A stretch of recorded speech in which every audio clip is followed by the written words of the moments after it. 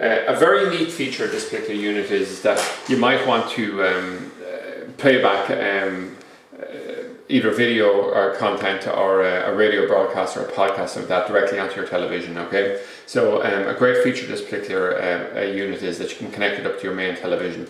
So what we're going to need for this, well, what comes in the box that we need for it is this RCA lead here, which takes an output from the back of the box, and also this unit here I've added in to work with this particular television here, which we're going to connect in, and that basically turns an RCA input into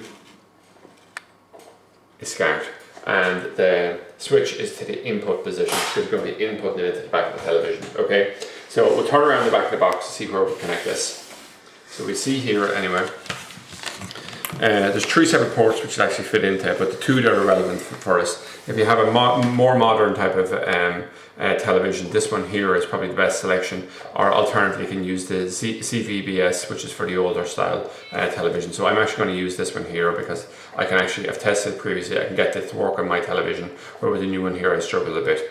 So what I'm going to do is I just simply push that port in there, or into that port, and when we come along here is we get the RCA lead. And it's quite simple. We put yellow into yellow, red into red, and white into white. Okay? Now, so we'll turn this unit back around. You can still see the display. And I want to rotate this television around here. We can see we have a SCART input here. So we just line it up like this, push it in, that's it. So you might flick over here and expect to see a picture, but you'll be disappointed. So we'll come along and we'll connect the right source button. So it's on extension 1, which is actually the AV input, but still no picture.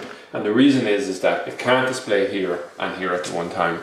So what's going to happen at this particular point is we need to come over to Settings menu. We come down to Video Out. We'd like a TV output, and we'd like it on CVBS, which is what we just selected. This screen goes blank, and this screen over here works. Okay. So it's very good, it's great from that display. I've just noticed for some reason on certain files that I've gone and played and things like this, and TV broadcast things like this, that I have sound here and not over there, but it's not always the same. So there's obviously a few tweaks and things like this and a little bit of figuring out to do on it here, but obviously it's quite good. Certainly for several things we've used, this has worked quite well. One thing I'm just going to quickly demonstrate here is, to get out of this, by the way, you'd use, just in the remote control, the TV out. Just press this down and hold it down. It'll knock this off and the picture will come back on here. But if we go back in here to, we'll say,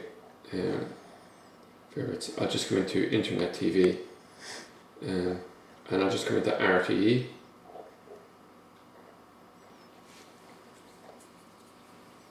Now, it'll just take a minute or two for this to buffer in, but I just actually wanted to demonstrate how this will work on this particular thing.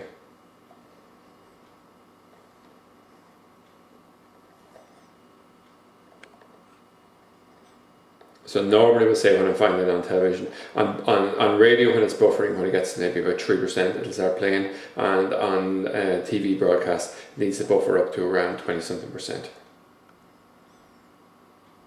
An awful lot of hard work.